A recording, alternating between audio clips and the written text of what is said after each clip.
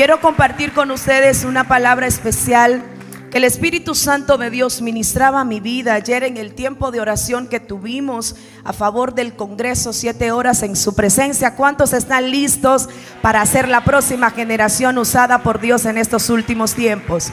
Amén. Hay un compromiso grande, hay una responsabilidad grande y hay un llamado muy grande que nosotros tenemos que recibir y aceptar conforme al propósito designado de Dios para con cada uno de nosotros particularmente.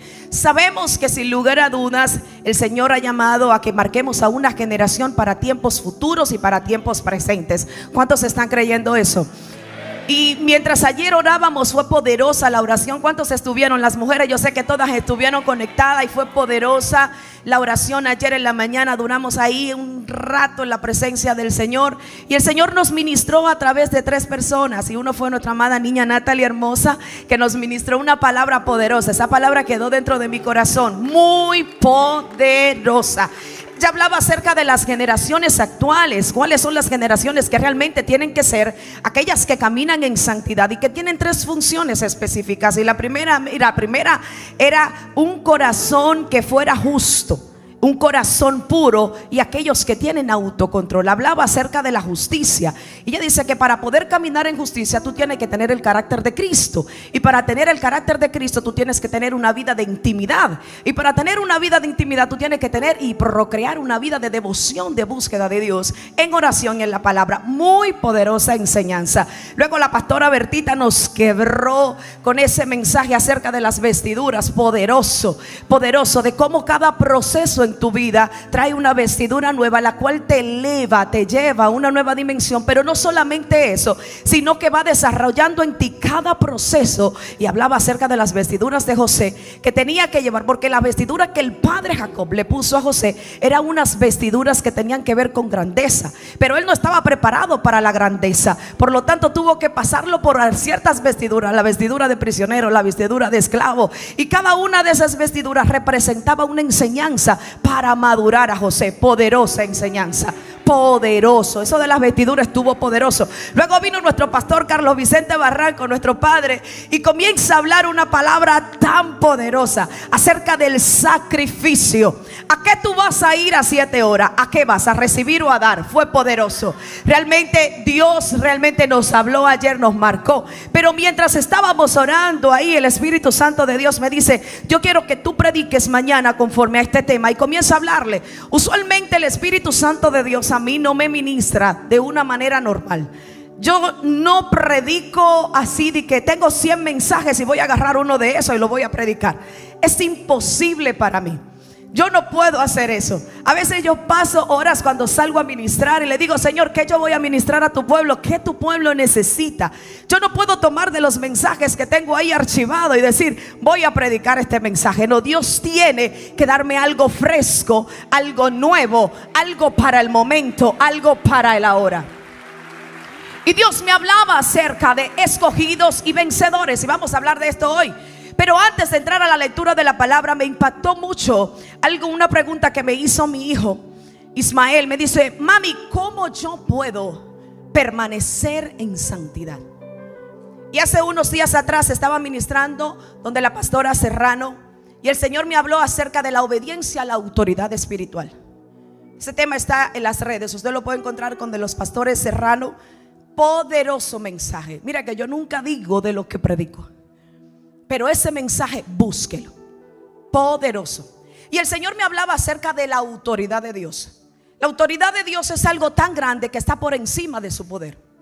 Usted puede hablar en contra de que un ciego se sanó. Usted puede hablar en contra de cualquier obra de poder o de manifestación de Dios, pero no hable en contra de lo que su palabra dice. Porque cuando tú estás por encima de su autoridad, tú estás por encima de Dios mismo. Recuerden algo: la autoridad de Dios es la palabra de Dios. Cuando Él dice algo, eso tiene que someterse a eso, porque la palabra de Dios es su autoridad máxima. Por eso estoy en contra de aquellos que agarran un libro y lo ponen por encima de la palabra. Nada está por encima de lo que Dios dijo. Ahora, la autoridad de Dios va más allá. Cuando Dios le dice a Adán, le dice en el huerto del Edén: de todo árbol que está aquí tú puedes comer, más del árbol de la ciencia del bien y del mal no puedes comer. Es impactante, porque Adán tenía autoridad sobre todo lo creado, mas Dios tenía autoridad sobre él. Y hay dos cosas que yo le respondo a mi hijo y le digo: para tú mantenerte en santidad, primero tienes que intimidar. La intimidad con Dios tiene que ver con oración y palabra, no solo oración. Si solo oras y no lees, estás mal. La intimidad tiene que ver oración y palabra. Lo segundo es que le digo a mi hijo, lo segundo es saber elegir. Me dice: ¿cómo? ¿La santidad tiene que ver con elegir? Le digo: sí, la santidad tiene que ver con elegir. Porque cuando Dios le dice a Adán: yo soy tu autoridad y mi palabra está por encima de todo aquí. Yo soy tu autoridad y te digo: de todo árbol de la ciencia del bien y de todo árbol del huerto puedes comer, más yo te pongo esta posición. ¿Sabe que tú fuiste creado con la capacidad de elegir? Dios depositó en ti un libre albedrío. Tú tomas la decisión si obedeces o no a Dios. Por eso la santidad tiene que ver con qué tú vas a hacer con lo que Dios te ha entregado, que es ¿qué? Su palabra. ¿Eliges cumplirla o eliges desobedecerla? Cuando Adán desautoriza a Dios, le dice: yo prefiero comer del árbol, porque fue lo que hizo. Quitó la autoridad de Dios en su vida, y por eso que se introdujo el pecado. Cada vez que tú desobedeces lo que está escrito, tú estás desobedeciendo la autoridad máxima de Dios. Por eso era que David no podía ir en contra de Saúl. Aunque Saúl ya estaba desechado, la Biblia dice: yo no puedo tocar, líbreme Jehová de yo tocar un ungido. No era porque Saúl era el super santo, porque ahora tú hablas de ungido y de una vez la gente te malinterpreta. No, ungido era que estaba bajo la unción, había sido escogido, había sido elegido por Dios, y Dios lo había posicionado para un tiempo y para un momento. David entendió que no podía sobrepasar su autoridad ni tocar a aquel que Dios había escogido. Yo quiero que tú le digas al que está a tu lado: tú fuiste escogido por Dios, tú fuiste marcado por Dios y eres un vencedor. Yo quiero que tú se lo repitas: tú fuiste escogido por Dios, tú fuiste escogido por Dios y eres un vencedor en Cristo Jesús.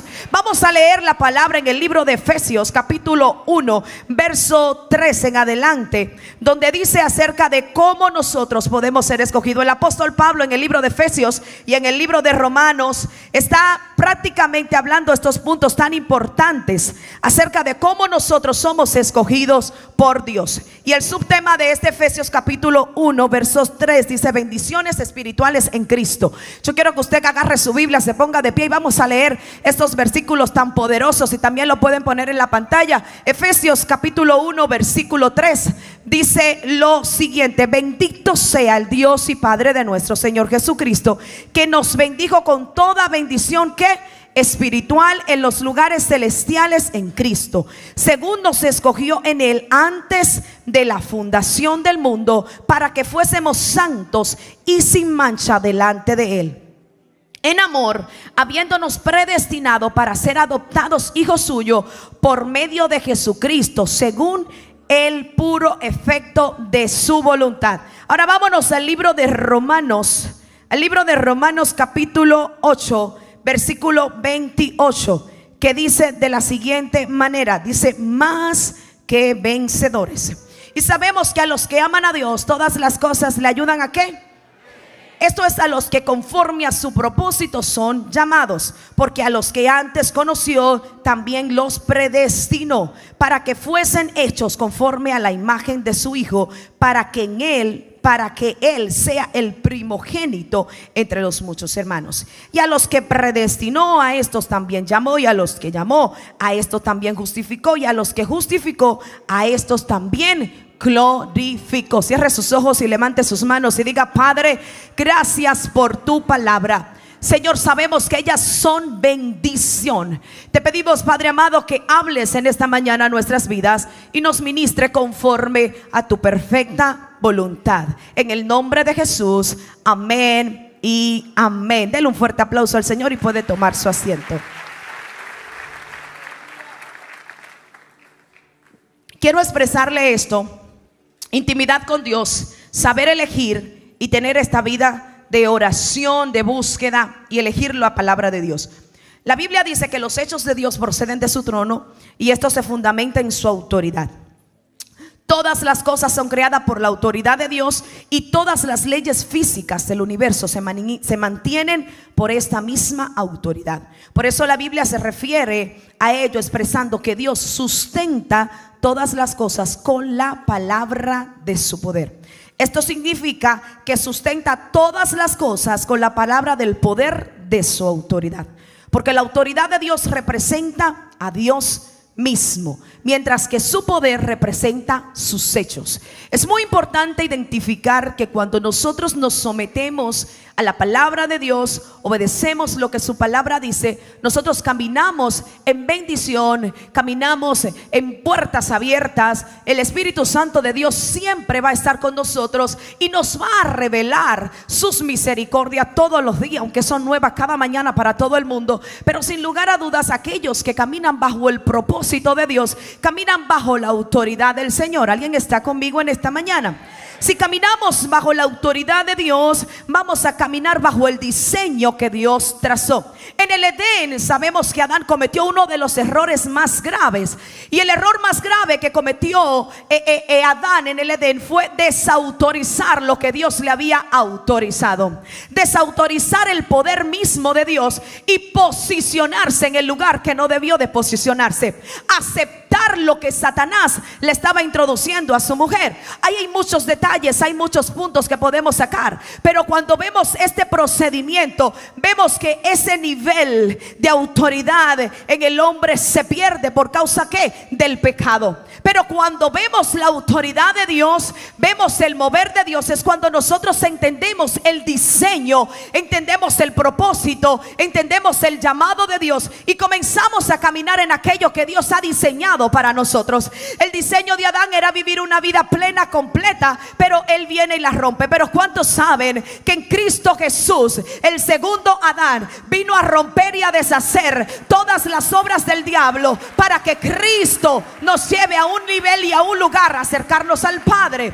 Amén, porque sabemos que a través de Jesús procede la salvación de nuestras vidas. Ahora, muchos de nosotros no hemos entendido el plan y el diseño de Dios. Por eso a veces no sabemos que somos escogidos, que fuimos llamados por Dios, que Dios nos predestinó para algo glorioso. La iglesia ha perdido la esencia y se ha comenzado a enfocar en que en estos días estamos celebrando ya punto 7 horas, donde dice tú eres el próximo. Y creemos que tú eres el próximo, que va a ser el próximo Elías. Creemos que tú eres el próximo Moisés. Muchos dicen yo soy la próxima Esther. Pero déjame decirte algo, que Dios no repite copia. Lo que Dios hace es original. Dios no va a volver a ser otra Esther. Dios no va a volver a levantar a otro Mardoqueo. No, Dios va a levantar a una Juana, una Francisca, una María en este tiempo.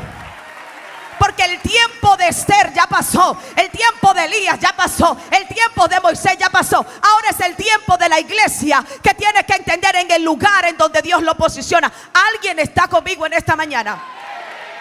Cuando tú entiendes que tienes un diseño igual al diseño de Dios, porque mucha gente quiere imitar lo que otros eran. Está bien, yo puedo aprender de los personajes de la Biblia. Yo aprendo de Elías, claro, me encanta esa canción de este señor que se llama que dice, ¿dónde están aquellos jóvenes como Elías? ¿Dónde están ese hombre? Me encanta esa canción porque habla de profetizar y de declarar que en este tiempo se tienen que levantar gente con ese mismo espíritu, con ese mismo deseo, esa misma búsqueda. Fíjate que cuando Elías es llevado al cielo y Eliseo lo ve, Eliseo no le pide el manto. Eliseo le dice, dame una doble porción de tu espíritu, porque yo sé que aunque tú eres mi padre espiritual, la esencia que yo porto es diferente a la tuya. Lo que Dios va a hacer conmigo es distinto, pero quiero tu espíritu, porque tu espíritu clama, tu espíritu ora, tu espíritu sabe vencer en los momentos difíciles. ¿Alguien está conmigo en esta mañana? Cuando tú tienes la identidad clara de quién tú eres, Satanás no te distorsiona. El enemigo no te saca del propósito. Satanás sabe que de una de las maneras más poderosas de él sacarte del diseño es de detener tu identidad. ¿Cómo Satanás detiene mi identidad? Dios me dijo, En el 2025 el Congreso de Mujeres se va a llamar Creadas. Y yo le decía, pero Señor, ¿por qué creadas? Y el Espíritu de Dios me dijo, porque la identidad de la iglesia se está devaluando y se está perdiendo. No entienden que yo tengo un diseño plasmado para cada uno. Porque el problema de nosotros hoy en día, yo quiero ser como el pastor Harrigan. No hay más pastores Harrigan, él es el único. Tú eres único. Tú eres único. No entendemos que tenemos un diseño diferente. Y es como decía una pastora. Decía, yo no sé cuál es el deseo que tienen algunas personas de estar parado aquí al frente y agarrar un micrófono. Usted no sabe lo nervio que tiene uno aquí arriba. Tu diseño a veces no tiene que ver con un micrófono. Tu diseño a veces tiene que ver con predicarle a tu familia. Oye, vamos a hablar ahorita acerca de la mujer samaritana. Pero la mujer samaritana tenía 5 maridos y el que tenía no era de ella. Ella entendió que en una conversación todo tenía que cambiar. Por eso ella va corriendo y dice, me encontré con un profeta que no está mintiendo. Porque ella comenzó a entender su autoridad y su identidad. Y dijo, yo no sé si yo me voy a parecer a los discípulos, pero algo sí sé, que voy a predicar en Samaria. Alguien está aquí en esta mañana. Yo tengo que tener mi identidad clara. Yo tengo que saber quién soy. Yo tengo que saber que soy escogida por Dios. Yo tengo que saber que Dios trazó un diseño para mí que no se parece al tuyo y el tuyo no se parece al mío. A mi alma alaba a Dios.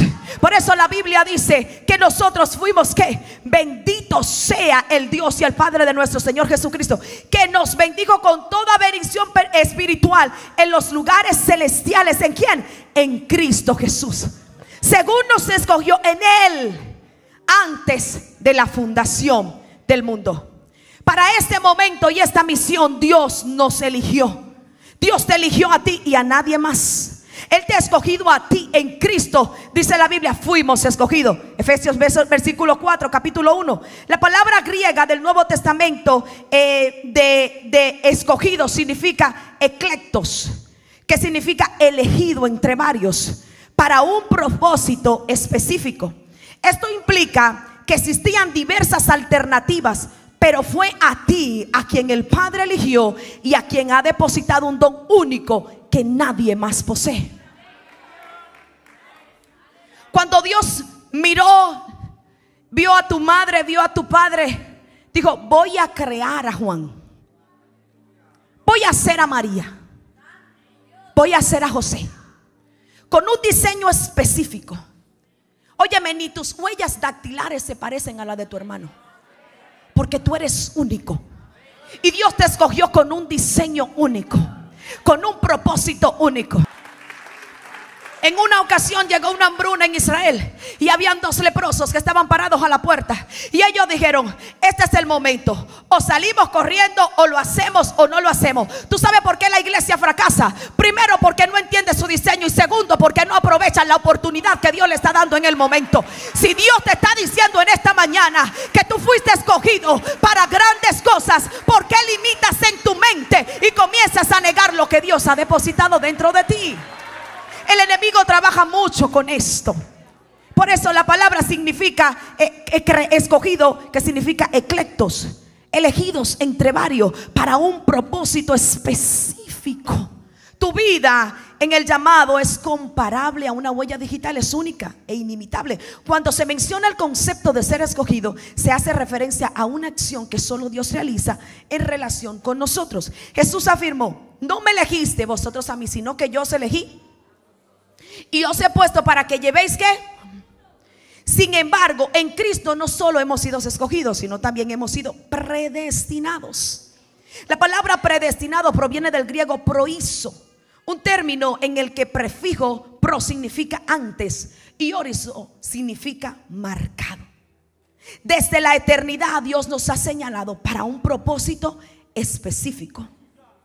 Su dedo índice de Dios nos apunta y nos dice, llegó tu hora, es momento de entrar. Además, el acepto o el concepto de predestinación implica que Él nos diseñó antes de nuestro nacimiento con un final victorioso. Por esta razón, con Dios el fracaso es simplemente imposible.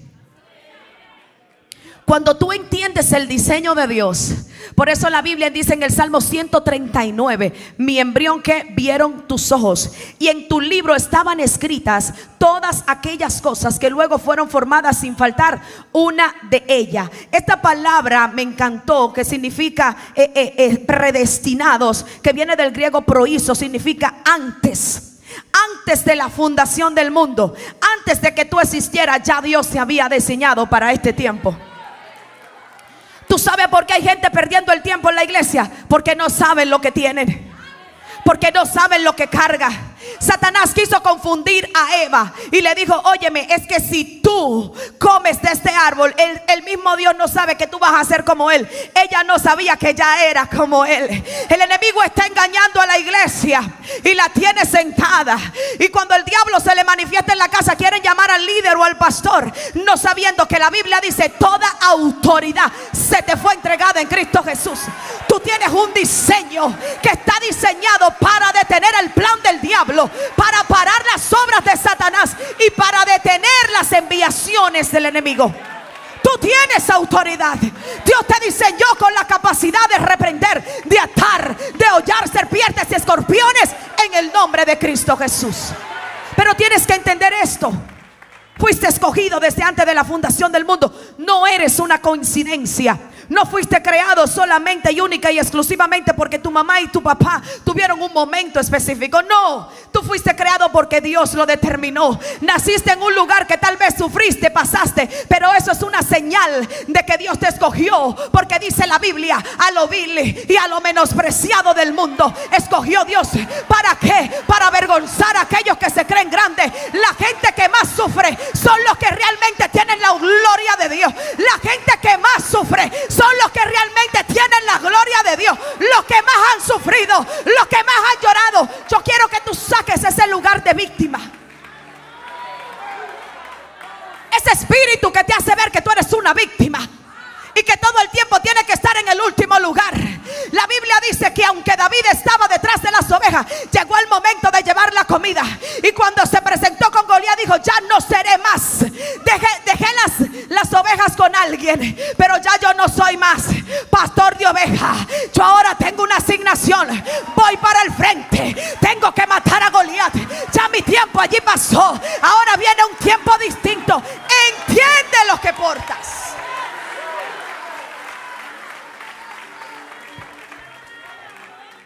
Ustedes no saben, no se imaginan cómo la palabra de Dios a mí me rompe.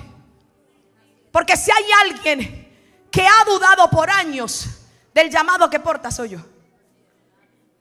Y siempre tengo una batalla. Una de las cosas, mi hijo me decía: mami, ¿cómo tú has podido vencer estas cosas? Le digo: sí, pero hay una que la quiero vencer, y es la aceptación de mi llamado. Porque a veces el espíritu de intimidación te quiere detener conforme a lo que tú portas. ¿Por qué? Porque te quieren encajar en un diseño que es de otro, que no es el tuyo. Es que esta no ministra como fulana, esta no se mueve como mengana, esta no grita como mengana, no tiene el diseño. Es que a mí me gusta que griten duro. Si no gritan duro, no me gustan. Tu diseño no tiene que ver con gritar. Tu diseño tiene que ver con lo que Dios eligió para ti. No busques copia. No busques copia. Tú eres original. Eres original.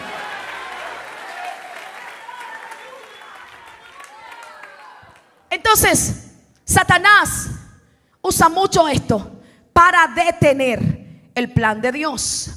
La palabra predestinación, le acabo de decir, es ser aceptado, adoptados. También nos enseña que hemos sido adoptados. Efesios 1:5 se afirma en amor. Dice: habiéndonos predestinado para ser adoptados hijos suyos por medio de Jesucristo, según el puro afecto de su voluntad. Ahora bien, ¿cuál es la diferencia entre un hijo engendrado y un hijo adoptado?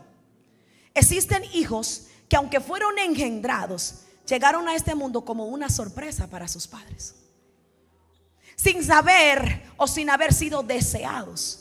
En contraste, un hijo adoptado nunca es sorpresa, es una elección consciente y deliberada. Alguien que ha sido escogido en Cristo Jesús tú y yo hemos sido escogidos deliberadamente por Dios. Tú no eres una sorpresa. Por eso es que dice, fuimos adoptados en amor. Tú fuiste escogido por Dios en amor. Dios te diseñó en amor.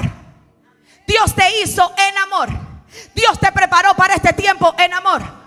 Por eso el enemigo sabe y entiende esto, y tiene a la iglesia sometida a un espíritu de rechazo, sometida a un espíritu de orfandad, donde se sienten huérfanos, donde no han entendido que su diseño no es un diseño de esta tierra, sino que es algo del cielo. Yo quiero que tú lo entiendas. Tu diseño no tiene que ver con esta tierra. Es más, tu diseño no tiene que ver con el que está a tu lado. Nada tenía que ver José con lo que María cargaba en su vientre. Lo que tú tienes dentro, nada tiene que ver el hombre. Todo lo que Dios depositó en ti tiene que ver única y exclusivamente con tu Creador. La victoria de la iglesia está en entender que fuiste adoptado, fuiste escogido.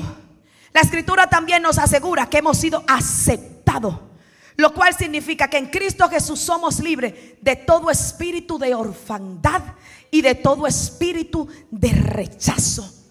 Ese espíritu de orfandad y ese espíritu de rechazo tiene a la gente divariando. Moisés, cuando se encuentra con la zarza, Moisés dice: no, escoge a otro, no me escojas a mí, porque yo todavía no tengo una identidad clara de quién soy. El problema fuerte de Moisés no era que era muy grande el llamado, porque cuando tú sabes quién tú eres, a ti no te importa el diablo que venga. Por eso es que Caleb y Josué le dijeron: oye, ellos no ven a nosotros como langosta, pero yo lo veo a ellos como comida, porque la palabra de Dios dijo que vamos a vencer y vamos a entrar a conquistar. Caleb sabía quién era, Josué sabía quién era, por eso el diablo no lo pudo derribar. Jesús, mire, cuando Jesús lo llevaron ante Pilato, todo el mundo le estaba diciendo: y tú eres esto, y tú eres aquello. Y uno le dice: y aunque tú eres el Cristo, y él dice: sí, mi identidad tú no me la vas a tumbar, yo soy, tú lo has dicho, el Hijo de Dios. Aleluya. Dice que enmudeció y no abrió su boca, pero cuando quisieron ir a dañarle su identidad, le dijo: no, tú no me vas a confundir, yo sé quién soy, aunque vaya a una cruz, yo sé quién soy. El diablo quiere dañar la identidad. El diablo quiere dañar lo que tú eres y lo que tú portas de parte de Dios. Y por eso ha metido espíritu de orfandad y de rechazo. Moisés no entendía, no sabía si era hijo de la israelita, de la esclava, o era hijo de la egipcia. Había confusión de orfandad. No sé si me lanzaron, no sé si fue que me tiraron en una bendita canasta. Yo no sé para qué existo, hasta que se encuentra con la zarza, y la zarza comienza a darle el diseño y comienza a darle la identidad. Ay, yo no sé si tú estás aquí en esta mañana, pero yo quiero decirte que hay un diseño que ya Dios trazó. Fuimos escogidos para vencer. El enemigo está derrotado, y dice la Biblia que está bajo tus pies. Bajo tus pies. Y Satanás entiende esto, y por eso ha detenido el poder de la iglesia. Tú sabes por qué hay gente que está hablando un sinnúmero de disparates en las redes, porque el que tiene la autoridad de Dios no se ha parado. A mí me recuerda un mensaje que predicó este pastor Santiago Ponciano, de aquellos que están, los príncipes que están a pie y los siervos a caballo. Eso me impactó, porque hay una generación de siervos que todavía no son príncipes y están montados en altares, hablando disparate, desenfrenando a la iglesia, dañando lo profético de Dios. Pero los príncipes que están a pie van a salir de ese lugar y se van a subir en sus caballos, porque lo verdadero de Dios tiene que exhibirse. Esto está poderoso. La palabra de Dios es poderosa. Por eso es que tenemos que entender que es fundamental que caminemos en nuestro llamado eterno, Muchas personas sufren en silencio, lidiando con complejos, sintiéndose inferiores, inseguros y rechazados. El Señor me dijo: vas a escribir 2 libros. Y uno de los libros que vas a escribir es acerca del rechazo. Porque si hay alguien que ha sido rechazado, eres tú. Pero el Señor me dijo: por encima de todo este proceso que has vivido, te voy a enseñar. Te voy a enseñar. Porque esta leve momentánea tribulación va a producir en ti un cada vez más excelente eterno peso de gloria. Hay gente que está pensando solamente en el rechazo y no está mirando lo que está al frente. Pablo dijo: mire, que a mí nadie me cause molestia, porque yo llevo en mi cuerpo las marcas de Cristo. Yo sé que me van a tirar pedradas, yo sé que me van a rechazar, yo sé que se van a levantar contra mí, pero yo estoy mirando al blanco. Alguien se enfoque en el blanco. Entonces, sin embargo, cuando nosotros nos sentimos inferiores, estamos lidiando con complejos, sintiéndonos inseguros, sintiéndonos rechazados, entonces estamos experimentando una sanidad que no es completa. Porque cuando Dios trabaja completo. Dios no hace cambios, Dios hace transformación. No es que Dios solamente me va a escoger para hacer algo. La Biblia dice que cuando Saúl fue escogido, fue mudado a otro hombre. Cuando Dios trabaja contigo, no es solamente para limpiarte ciertas áreas. La Biblia dice que donde el Espíritu de Dios está, ahí hay libertad. Hay libertad absoluta. Hay libertad absoluta. Usted no se imagina el temor que le da a uno pararse aquí. Yo estaba sudando frío ahí adentro. Le dije: espíritu de gelatina, te ato. Yo venía temblando. Cada vez que uno se va a parar en el altar, uno tiene temor, uno tiene miedo, porque uno no sabe si la gente va a aceptar aquello que el Señor te ha dado. Pero cuando tú tienes un diseño trazado, a ti no te importa si te aceptan o no te aceptan. A ti no te importa si dicen o no dicen. La carne humanamente se va a enseñar y se va a mostrar. Pero cuando tú sabes quién tú eres, tú dices: no me importa si lo reciben, si no lo reciben, allá ellos. Yo tengo un compromiso con el cielo y yo voy a dar aquello que Dios me dijo. Jeremías sabía quién era.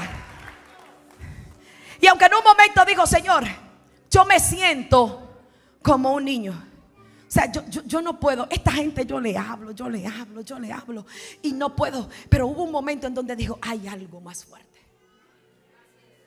Vino un fuego dentro de mi interior que no pude quedarme en silencio. Cuando el Espíritu de Dios viene sobre ti, el diablo no puede callarte. El enemigo no puede hundirte. Satanás no puede detenerte, porque tú sabes lo que eres en Él. Es en Él. Yo quiero decirte lo que es en Él: que eres victorioso, que es en Él que vas a vencer al enemigo, que es en Él el único lugar en donde tú podrás entender quién eres.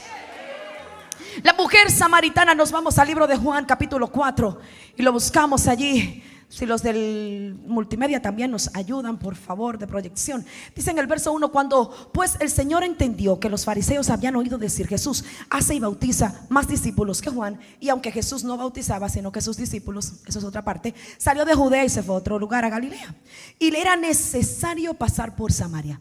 Vino pues a una ciudad de Samaria llamada Sicar, junto a la heredad de Jacob, que Jacob dio a su hijo José. Y estaban allí en el pozo de Jacob. Entonces Jesús, cansado del camino, se sentó así junto al pozo. Era como la hora sexta.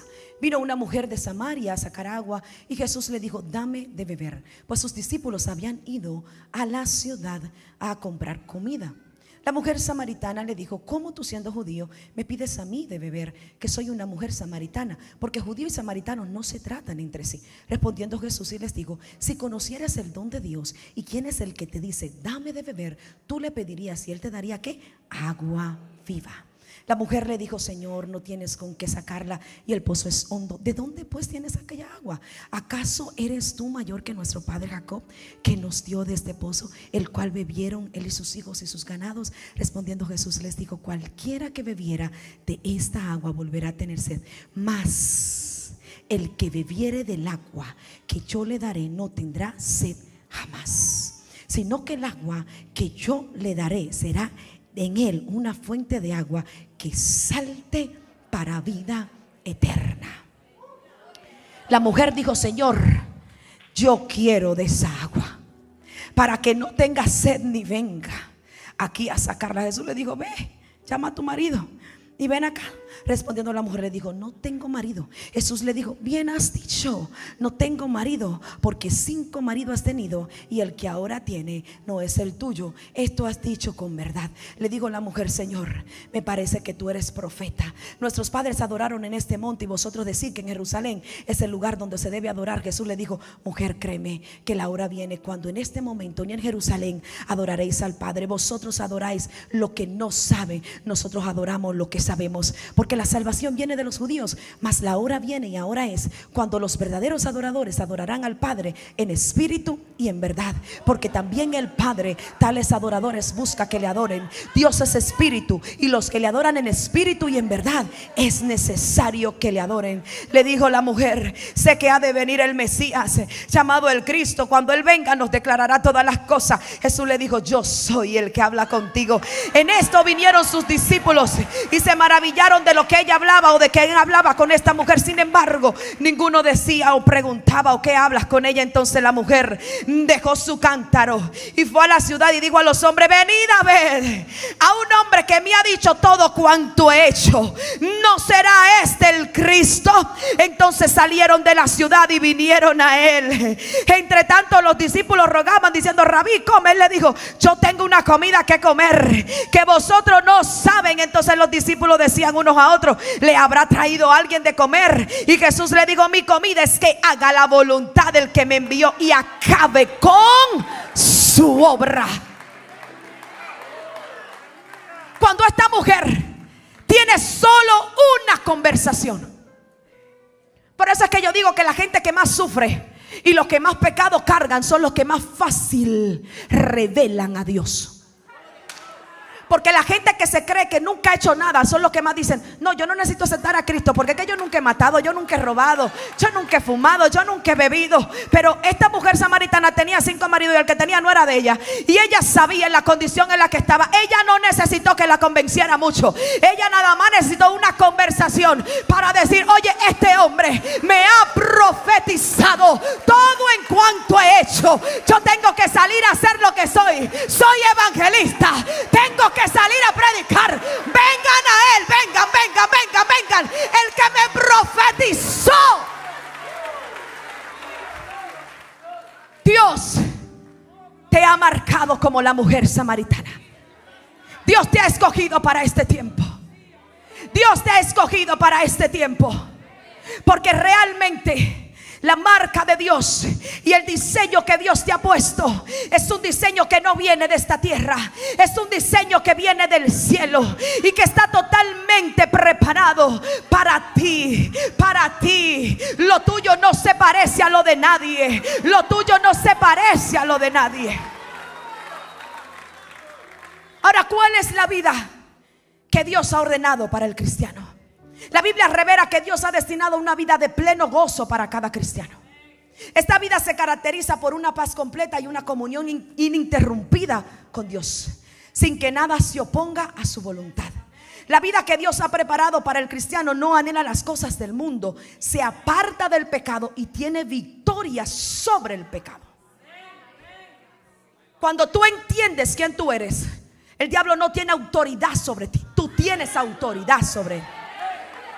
La carne, la concupiscencia, el pecado, la lujuria no tiene autoridad sobre ti. Tú tienes autoridad sobre él, porque Dios te diseñó con una vida para vencer. ¿Alguien está aquí conmigo? Entonces, la vida que Dios te ha dado y ha preparado para el cristiano no anhela las cosas del mundo, se aparta del pecado, tiene victoria sobre el pecado. Es una vida santa, es una vida victoriosa y llena de poder. Lo vuelvo a repetir: es una vida santa, es una vida victoriosa y llena de poder. Es una vida santa. Porque hablar de la santidad en estos tiempos es como decirle: enemiguito, y no me habla a la iglesia. Hablar de santidad es hablar de Dios. Hablar de santidad es hablar de que soy escogido y apartado para Él. Si soy escogido por Dios, tengo que caminar en su santidad. Ok, entonces La vida de Dios es una vida santa, victoriosa y llena de poder. La vida de Dios que Dios preparó para nosotros está condicionada a su voluntad y mantiene una relación continua con Él. Esto es la vida designada para el cristiano en las Escrituras. Dios ha dispuesto una vida que está escondida con Cristo en Dios. Así como Cristo es inconmovible, nosotros también lo somos.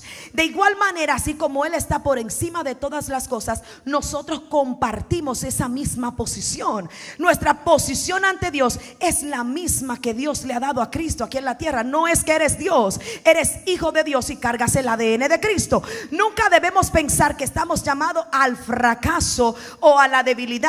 Tales ideas no tienen cabida según la Biblia. En Colosenses capítulo 3 versículo 4 afirma que Cristo es nuestra vida. Cristo está por encima de todo y nada puede tocarlo. Esta es la vida de Cristo, una vida llena de paz, una vida llena de gozo, una vida llena de vitalidad, una vida llena de conformidad con la voluntad de Dios. Sin embargo, es fundamental reflexionar sobre el tipo de vida que estamos llevando. Dios ha predestinado una vida llena de gozo, una vida llena de paz. Pero ¿cuál es la vida que yo estoy llevando? ¿Una vida que me determina a mí que soy victoriosa o una vida que me muestra a mí que soy un fracaso? ¿Cuál es la vida que yo estoy llevando? ¿Cuál es el diseño que yo estoy llevando? ¿El mío, el del enemigo o el de Dios? ¿Qué puede afectar esta vida? ¿A quién afecta nuestra vida? ¿Qué tipo de vida nosotros estamos viviendo? Y ya estoy a punto de terminar. 3 tipos de pecado que puede llevar al cristiano al fracaso y a no ser un vencedor, a no ser un victorioso. Primero, pecados espirituales. Esto es muy bueno que usted lo anote.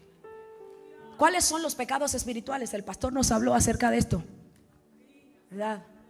Nos habló acerca de los pecados espirituales que batallan con el ser humano. Y uno de ellos es el orgullo. El orgullo es una persona que tiene un concepto más alto de sí mismo del que debe de tener. Aparte de que es incorregible. Una persona con orgullo no se le puede corregir, porque todo el tiempo lo que dice es correcto. Ellos siempre están en la verdad. Sus metas están más altas que las de Dios tiene para con ellos. Por eso es que el orgullo es tan diabólico, porque viene del mismo diablo. La Biblia dice que Satanás dijo: iré y me haré un altar para hacer ¿qué? Un trono, para ser semejante a ¿quién? Al Altísimo. El problema de Satanás, uno de ellos fue que comenzó a verse a sí mismo, y otro fue que quiso compararse con la autoridad de Dios. El orgulloso siempre se ve a sí mismo y quiere compararse con la autoridad que Dios ha puesto y ha delegado. Siempre. El orgullo es uno de los espíritus más peligrosos que abundan dentro de la iglesia, y son pecados espirituales. ¿Qué otro? La envidia es un pecado espiritual. La envidia, una persona orgullosa no puede soportar que otra sea mejor que ella.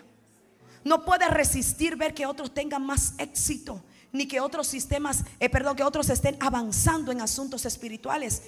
La persona envidiosa le encanta encontrar los errores de las demás personas para avergonzarlos. Ay, sí, tú lograste esto, pero mira, lo mío es mejor. Yo tengo esto y esto. Envidioso, disfruta lo que esa persona está recibiendo. Eso es un espíritu, son pecados espirituales. Otro pecado es la incredulidad, es un sentimiento malo. Hay personas dentro de la iglesia que pueden creer en algunas frases bíblicas de la Biblia, pero en muchas ocasiones cuando se le pregunta acerca de la promesa de Dios, reconocen que no pueden, porque tan pronto sufren una pequeña prueba, se asustan desmedidamente, les es imposible confiar en la palabra de Dios. Sí, yo creo en lo que la pastora está diciendo, pero cuando salgamos allá afuera, que nos enfrentemos con la verdadera realidad, comenzamos de una vez a decir: pero ¿tú crees que realmente lo que la pastora dijo es verdad? El diablo comienza de una vez a traerte cizaña en el interior. Tú tienes que levantarte y decir: lo que Dios dice en su palabra es lo que verdaderamente es, porque la Biblia dice que los que dudan son como las olas de mar que vienen y van. Hoy están firmes y mañana están en inestable. Ese ascensor espiritual tiene que salirse de la iglesia en el nombre de Jesús. Que si subo, que si bajo, que si subo, que si bajo. No, tenemos que estar arriba siempre, crucificados con Cristo Jesús en lugares celestiales. La incredulidad es uno de los pecados espirituales. También están los pecados de la carne. La Biblia dice en el libro de Gálatas capítulo 5 versículo 19 al 21: y manifiestas son las obras de la carne, que son ¿qué? Adulterio, fornicación, inmundicia, lascivia, idolatría, hechicería, enemistades, pleitos, celos, ira, contienda, disensiones, herejías. Ustedes pueden buscar las prédicas del pastor que se llaman enemigos silenciosos. Ahí está también en el libro. Envidias, homicidios, borracheras, orgías y cosas semejantes a estas, acerca de las cuales os amonesto, como yo os lo he dicho antes, que los que practican tales cosas no heredarán el reino de Dios. Todo el que camina en todo lo que acabo de mencionar está en pecados de la carne. Nos guste o no nos guste. Enójese con la Biblia, no se enoje conmigo. Y dice la Biblia que los que practican tales cosas no heredan el reino de Dios. Entre ellos está el adulterio, la fornicación, que siempre es lo que decimos que son los pecados más altos. Pero están los pleitos, gente enemistada dentro de la iglesia. Están los celos, está la ira, está la contienda, están las disensiones. Son obras de la carne, pecados carnales. Pero también están los pecados de la mente. Estas son las cosas que te determinan a ser un fracasado y no un victorioso en Dios. Estos tres: pecados espirituales, pecados carnales y pecados de la mente. Además de los pecados espirituales y de los pecados carnales, también están los pecados de la mente. Muchos no tienen problemas, pecados espirituales. Vencieron la envidia, vencieron el orgullo, vencieron la incredulidad, también vencieron las obras de la carne, pero tienen pecados espirituales y están asidos, quebrantados al punto, no logran obtener la victoria porque tienen pensamientos de derrota. Han vencido los espíritus del orgullo, pecados espirituales, pecados de la carne, pero batallan en su mente. Y el que me diga que no batalla con la mente aquí, le voy a decir en su cara: usted es un mentiroso. Porque el pecado más grande y el pecado que más ataca es el pecado de la mente. Donde el diablo, donde más te manda dardos y donde más te dice: vas a fracasar, no lo vas a lograr, no lo vas a hacer. Por eso es que es necesario que nosotros, por eso que la Biblia dice que meditemos en su palabra, porque en ella de día y de noche tenemos que tenerla aquí, aquí, aquí. Tenemos que tenerla aquí en el corazón. Tiene que estar en nuestro interior para que cuando el enemigo viene a atacar nuestra mente, nosotros estemos listos con los guantes espirituales puestos, para que en cualquier momento le demos un knockout al diablo. ¿Sabes qué es lo que pasa, iglesia? Que el diablo ha querido sacar la palabra de Dios de adentro de ti, pero en esta mañana se levanta una generación que va a decir: oh, séquese la hierba, marchítese la flor, pero la palabra de Dios va a permanecer en mí. La palabra de Dios va a permanecer en mí. La palabra de Dios va a permanecer en mí. Los pecados de la mente. Algunos tienen una mente que divulga o divaga, la mente de otros gira círculos viciosos. Gente que están desenfocada, gente que no entienden el propósito.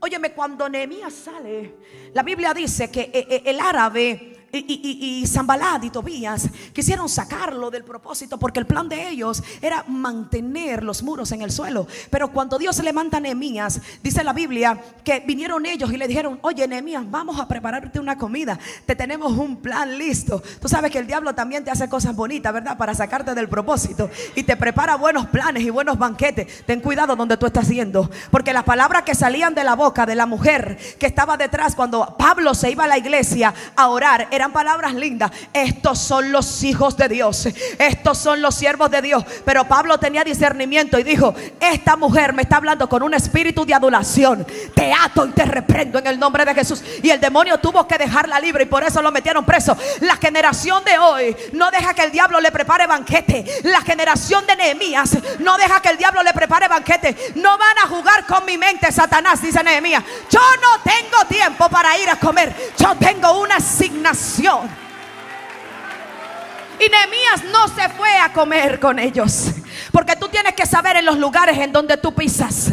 Si tú vas a ir a la casa de la vecina, que lo único que tiene es chisme y problema en su casa, ¿qué tú buscas ahí? ¿Qué buscas ahí? ¿Por qué no te vas a la casa de la pastora Virginia? ¿Por qué no te vas a la casa de la hermana Karen? ¿Por qué no te vas a la casa de la hermana Betsy? Que te van a salir con la palabra, con la palabra, con la palabra. Queremos estar visitando lugares que lo único que hacen es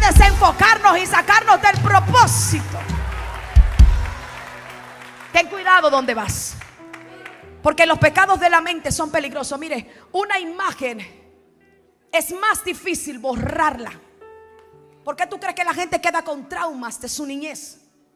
Porque entraron en su mente y en su cerebro, y el enemigo trabaja desde allí y comienza a provocar. Incluso usted sabe que una de las enfermedades más grandes comienzan por el cerebro. Estaba yo estudiando, porque los ministros tenemos que documentarnos de todo. Vaya el profeta Google y documéntese.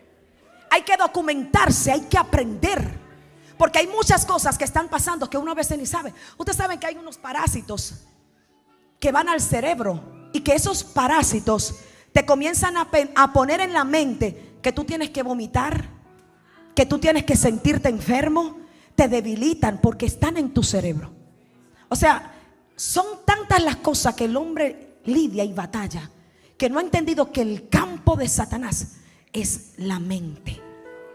Por eso es necesario que nosotros entendamos cuál es el conocimiento de Cristo en nosotros, para experimentar que la vida vencedora. Efesios 4 del 23 al 24 dice: y renovaos, me quedan 5 minutos, en el espíritu de vuestra mente, y vestidos del nuevo hombre, creados según Dios en la justicia y santidad de la verdad. Cuando fuimos salvos, la gracia de Dios llenó de gozo nuestros corazones, y en ese entonces nuestra vida estaba llena de esperanza. Creemos que desde ese momento todos nuestros pecados quedaron bajo nuestros pies, y estamos totalmente de acuerdo con esto. ¿Cuántos en el momento que recibieron a Jesús se sentían la persona: Dios mío, eso era sublime? Cuando yo me entregué a Cristo, eso era sublime. Ahí está mi mamá. Yo tenía 16 años. Yo no salía de mi habitación. Yo solamente quería estar orando y orando, y todo el mundo quería ir a mi habitación porque había una gloria en esa habitación. Eso era tremendo, porque cuando tú te encuentras con Jesús, tú dices: ya todo es tan lindo, ay, todo es tan bello. Pero no sabemos que la envidia va a venir, que los pecados espirituales vienen, que los pecados carnales están allí, que los pecados de la mente van a venir. Por eso es que hoy Dios te dice: yo te levanto con una vida victoriosa en Cristo Jesús. Oye bien, una vida cambiada no es aquella que es intercambiada, sino que es modificada. Yo quiero repetirte esto: una vida cambiada no es aquella que es intercambiada, sino que es modificada. Una vida que vence no significa que uno solamente se corrige, sino que uno es cambiado por otro. Hay gente que están corrigiendo los pecados espirituales, están corrigiendo los pecados carnales, pero no están venciendo los pecados de la mente. Entonces, si Dios me va a cambiar, Dios tiene que cambiarme los pecados espirituales, Dios tiene que quitarme los pecados carnales, y Dios tiene que ayudarme a vencer los pecados de la mente. Pero ¿dónde lo voy a hacer si no es en Cristo Jesús? Una vida que vence es aquella que elige ser libre de pecado. La Biblia dice en Mateo 1:21: y darás a luz un hijo y llamará su nombre Jesús, porque él salvará a su pueblo ¿de qué? De sus pecados. Una vida que tiene comunión íntima con Dios es una vida que vence. Una vida que vence es aquella que intimida. Dice el Salmo 25:14: la comunión íntima de Jehová es con los que le temen, y a ellos les hará conocer que su pacto. Una vida plena en Cristo Jesús es aquella que está decidida a caminar en la plenitud de Dios.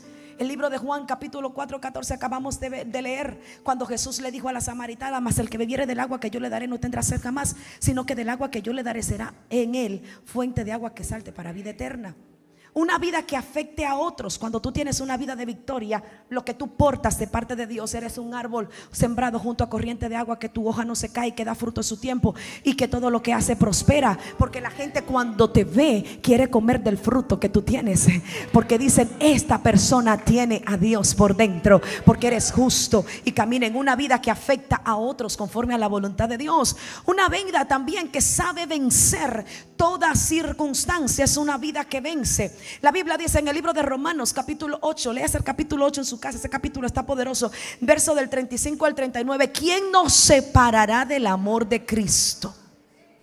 Tribulación o angustia o persecución o hambre o desnudez o peligro o espada, como está escrito: por causa de ti somos muertos todo el tiempo, somos contados como ovejas de matadero. Antes en todas estas cosas somos más que vencedores por medio de aquel que nos amó, por lo cual estoy seguro que ni la muerte, ni la vida, ni ángeles, ni principados, ni potestades, ni lo presente, ni lo porvenir, ni lo alto, ni lo profundo, ni ninguna otra cosa creada me separará del amor de Dios en Cristo Jesús, Señor nuestro. Óyeme bien, una vida que vence es una vida que vence la circunstancia, que dice, como dijo el apóstol Pablo, vamos, ponte de pie, por lo cual estoy seguro que ni la muerte, que ni la vida, que ni ángeles, ni principados, ni potestades, ni lo presente, ni lo porvenir, ni lo alto, ni lo profundo, nada, ninguna cosa creada,